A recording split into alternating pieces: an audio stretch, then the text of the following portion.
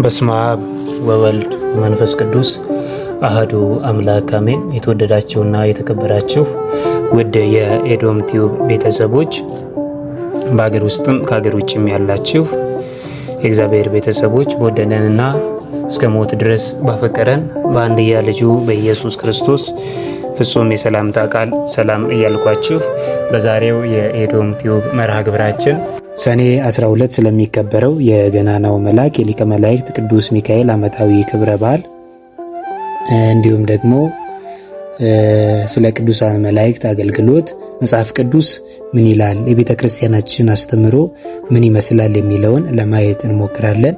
እግዚአብሔር አምላክ በመካከላችን ተገኝቶ እንዲያስተምረን፣ እንዲመክረን፣ በነገር ሁሉ እንዲረዳን መልካምና ቅዱስ ፈቃዱ ይሆንልን።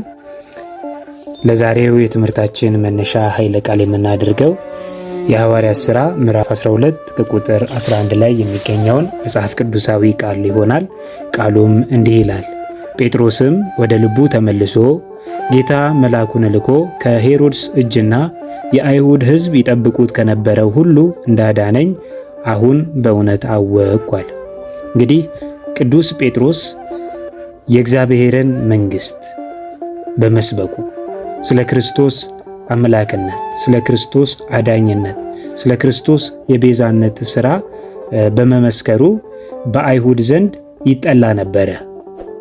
በዚህም ምክንያት አይሁድ ቅዱስ ጴጥሮስንና ሐዋርያትን ደቀ መዛሙርቱን ሊያስሯቸው፣ ሊያሰቃዩቸው ይፈልጉ ነበረ።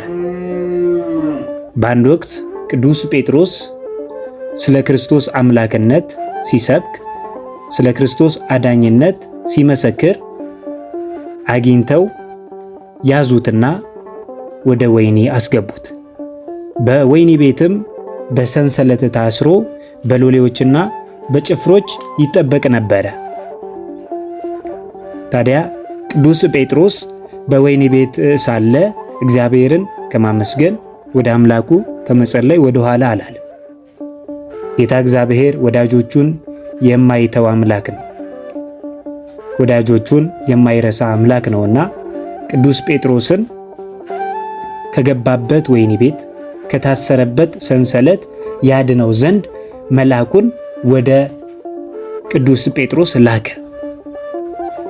መልአኩም ወደ ጴጥሮስ መጥቶ ከታሰረበት ሰንሰለት ፈቶ ከወህኒ ቤት አስመለጠው፣ ከእስራት አዳነው። ስለዚህ ቅዱስ ጴጥሮስ ጌታ እግዚአብሔር ያደረገለትን ነገር ሲመሰክር በቁጥር 11 ላይ ጌታ መልአኩን ልኮ ከሄሮድስ እጅና የአይሁድ ሕዝብ ይጠብቁት ከነበረው ሁሉ እንዳዳነኝ አሁን በእውነት አወቅኩ አለ። ስለዚህ ቅዱስ ጴጥሮስን ያዳነው ማን ነው ከተባለ የእግዚአብሔር መልአክ ነው። ስለዚህ ቅዱሳን መላእክት ያድናሉ ማለት ነው። ይህንን መጽሐፍ ቅዱሳዊ ቃል መነሻ በማድረግ ቅድስት ቤተ ክርስቲያናችን የእግዚአብሔር ወዳጆች፣ የእግዚአብሔር አገልጋዮች የሆኑት ቅዱሳን መላእክት ከመከራ ሥጋ ከመከራ ነፍስ ያድናሉ ብላ ታስተምራለች፣ ታምናለች። ለዚህ ነው ቅዱስ ዳዊት በመዝሙረ ዳዊት ላይ መዝሙር 33 የእግዚአብሔር መልአክ በሚፈሩት ሰዎች ዙሪያ ይሰፍራል ያድናቸውማል በማለት የተናገረው። ምክንያቱም የእግዚአብሔር መልአክ እግዚአብሔርን በሚወዱ እግዚአብሔርን በሚያከብሩ ሐሳቡን ትእዛዙን በሚያከብሩና በሚፈጽሙ ሰዎች ዙሪያ የእግዚአብሔር መልአክ ይሰፍራል፣ ከመከራ ሥጋ ከመከራ ነፍስም ያድናቸዋል በማለት የተናገረው። ስለዚህ ቅዱሳን መላእክት ያድናሉ ማለት ነው። በነገው ዕለት የሚከበረው የገናናው መልአክ የቅዱስ ሚካኤል ዓመታዊ ክብረ በዓልም ለምንድን ነው ከተባለ ታሪኩን የምናገኘው በቤተ ክርስቲያናችን አስተምህሮ መሰረት በድርሳነ ሚካኤል ላይ በሰፊው ተገልጾ እናገኛለን። እንግዲህ ሰኔ 12 የሚከበረው አንደኛ ቅዱስ ሚካኤል ቅድስት አፎሚያን ከሰይጣን የታደገበት ያዳነበት ቀን ስለሆነ፣ ሁለተኛ ባሕራንን የሞቱን ደብዳቤ አጥፍቶ በሰርግ ተክቶ ተአምር ያደረገበት ተአምር የሰራበት ዕለት ስለሆነ ነው። ይህንን የምናገኘው በድርሳነ ሚካኤል ላይ ሲሆን የሰኔ ድርሳነ ሚካኤል ሲነበብ ይህንን የቅዱስ ሚካኤል ተአምር እናገኛለን ማለት ነው። እንግዲህ ቅድስት አፎሚያ አስተራኒቆስ የተባለ ደግ ባል ነበራት። ይህ ሰው ሊሞት ሲል የቅዱስ ሚካኤልን ስዕል አዘጋጅቶ በየወሩ በቅዱስ ሚካኤል ቀን ለድሆች ለጦም አዳሪዎች ምጽዋት እንድትሰጥ ይነግራታል። ቅድስት አፎሚያም የተነገራትን በመቀበል በጎ ስራ አጥብቃ መስራት ትጀምራለች። በዚህ ጊዜ የበጎ ነገር ጠላት የሆነው ሰይጣን የምታደርገውን የቸርነት ስራ ተመልክቶ ወደ ቅድስት አፎሚያ መጣ። አዛኝ በመምሰልም ለምን ገንዘብሽን ታባክኛለሽ? ይልቁንስ ገንዘብሽ ከማለቁ በፊት ባል አግብተሽ አትኖሪም? ባልሽ እንደሆነ ጸድቋል፣ ምጽዋት አያስፈልገውም አላት። ሰይጣን ይህንን የተናገረው አፎሚያን ለማስደሰት አይደለም። ባልሽ አስተራኒቆስ ጸድቋል ብሎ የተናገረው ምጽዋት አያስፈልግም ብሎ የተናገረው ለምንድን ነው ከተባለ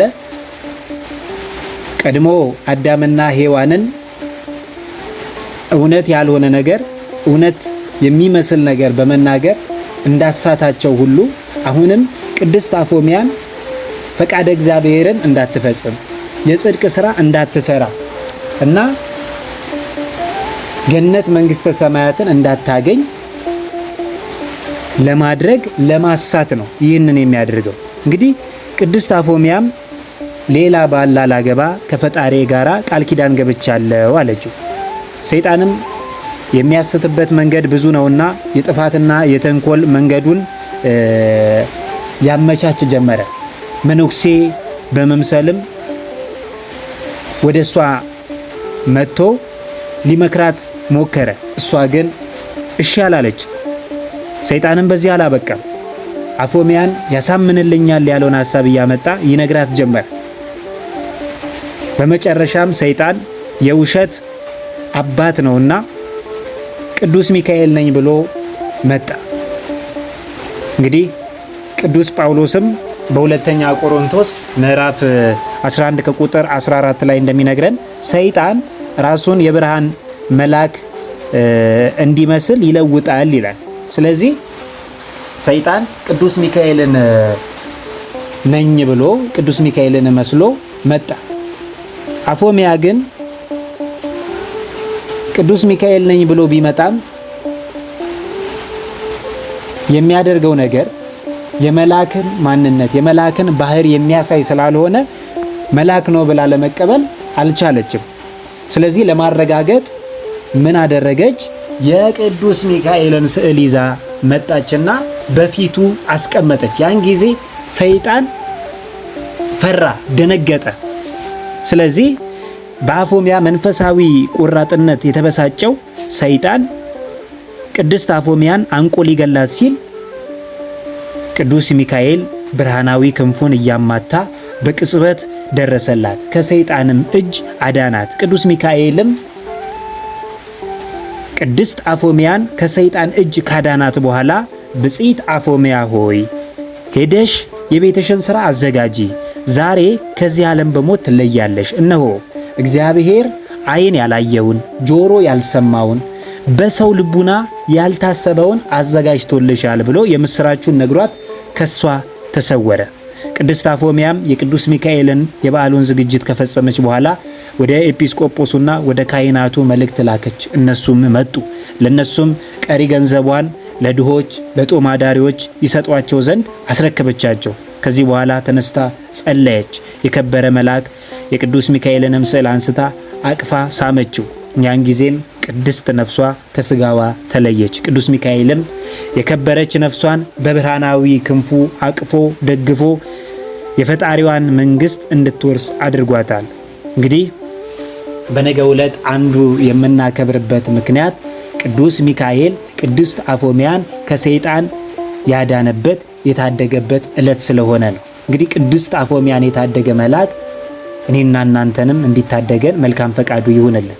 ከመከራ እንዲታደገን፣ ከጭንቀት እንዲታደገን፣ ከጦርነት እንዲታደገን መልካምና ቅዱስ ፈቃዱ ይሁንልን። ሁለተኛው ሰኔ 12 የቅዱስ ሚካኤል በዓል የሚከበረው ለምንድን ነው ከተባለ በሰኔ ድርሳነ ሚካኤል ላይ እንደተጻፈው እንደምናገኘው የባሕራንን የሞት ደብዳቤ የለወጠበት ዕለት ስለሆነ ነው።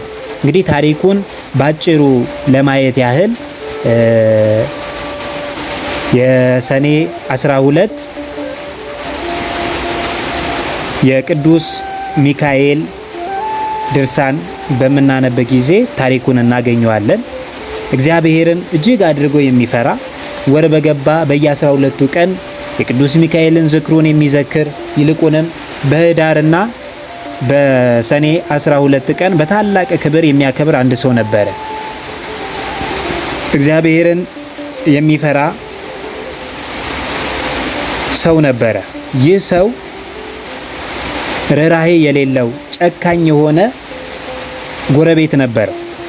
ይህ ጎረቤት ባለጸጋ ነበረ።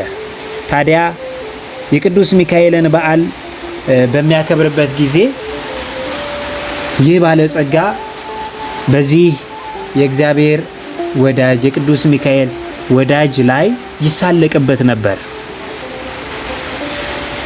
ይህ እግዚአብሔርን የሚፈራ ሰውም በዚህ አይነት በጎ ስራ ብዙ ጊዜ ከኖረ በኋላ ከዚህ ዓለም ድካም ያርፍ ዘንድ የሞቱ ጊዜ ቀረበ። ሚስቱንም ጠርቶ በጎ ስራ ከመስራት ለድሃ ከመመጽወት ቸል አትበይ፣ የቅዱስ ሚካኤልን በዓል በየወሩ በማክበር ቀጥይ፣ ይልቁንም በኅዳር 12 እና በሰኔ 12 ቀን ከፍ ባለ ስነ ስርዓት እንድታከብሪ አደራ እልሻለሁ አላት። በሚሞትበትም ጊዜ ሚስቱ ጸንሳ ነበረ። ይህም ሰው በሰላም አረፈና ፍጹም መንግስተ ሰማያትን ወረሰ። ከዚህ በኋላ ሚስቱ የመውለጃዋ ጊዜ ተቃርቦ ነበርና ምጥ ይዟት በታላቅ ጭንቅ ላይ እንዳለች አንተ የእግዚአብሔር መልአክ ሆይ ብላ ወደ ቅዱስ ሚካኤል ልመና አቀረበች። እንዲረዳት እግዚአብሔርን እንዲለምንላትና በሰላም እንድትገላገል። እንግዲህ ቅዱስ ሚካኤልም ጩኸቷን ሰምቶ ጸሎቷን ሰምቶ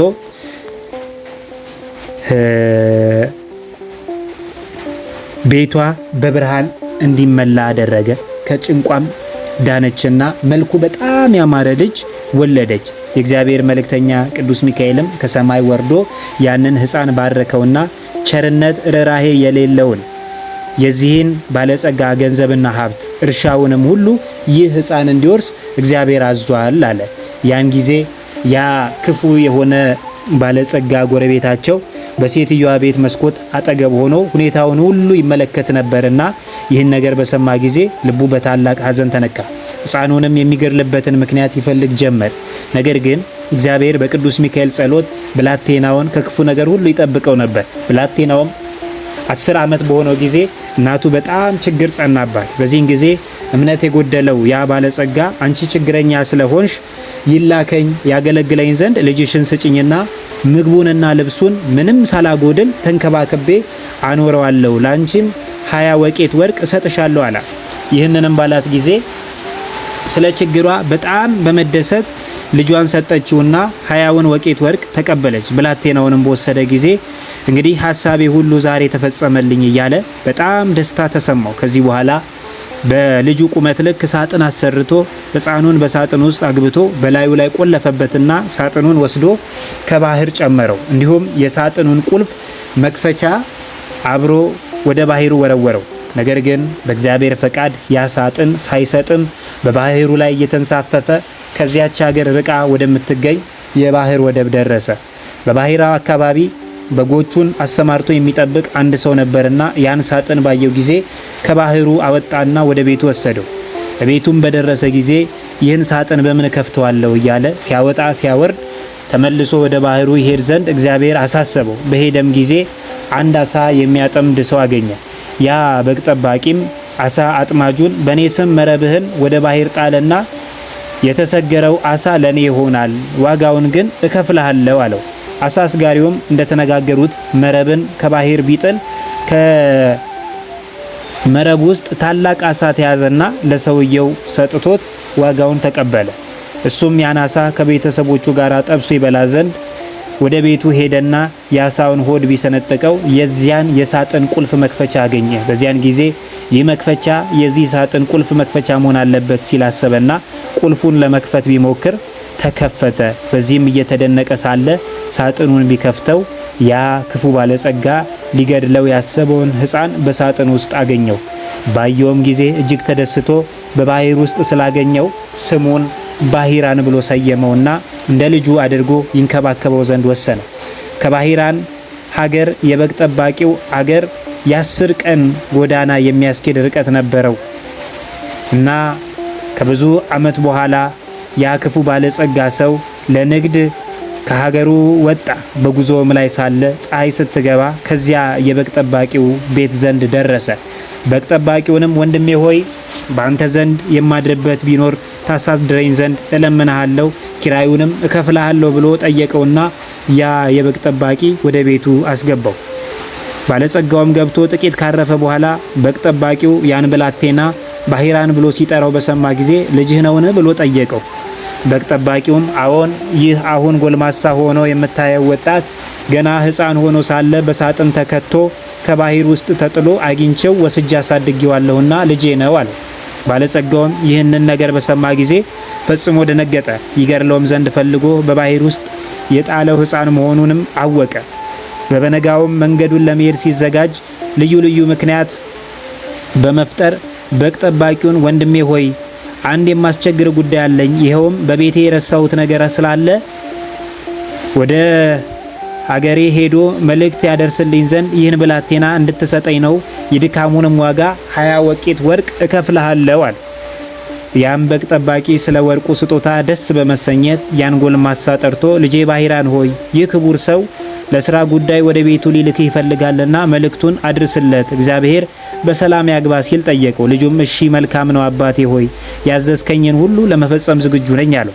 ከዚህም በኋላ ያ ባለጸጋ ይችን የመልእክት ደብዳቤ ይዞ ወደ አንተ የመጣውን ስሙ ባሂራን የተባለውን መልእክቷ በደረሰች ጊዜ ፈጥነህ ግደለው፣ ገድለህም ሬሳውን ከጉድጓድ ጣለው። እኔ በሰላም ተመልሼ እስክመጣ ድረስ ማንም ማን ይህን ምስጢር አይወቅ የሚል ጽሑፍ ለሹሙ ጽፎ አዘጋጀ። እንዲሁም በሹሙና በሱ መካከል የሚተዋወቁበትን ማህተም በደብዳቤው ላይ አትሞ ለባሂራን ሰጠው። ለመንገዱም የሚሆነው ስንቅ ሰጥቶ ላከው።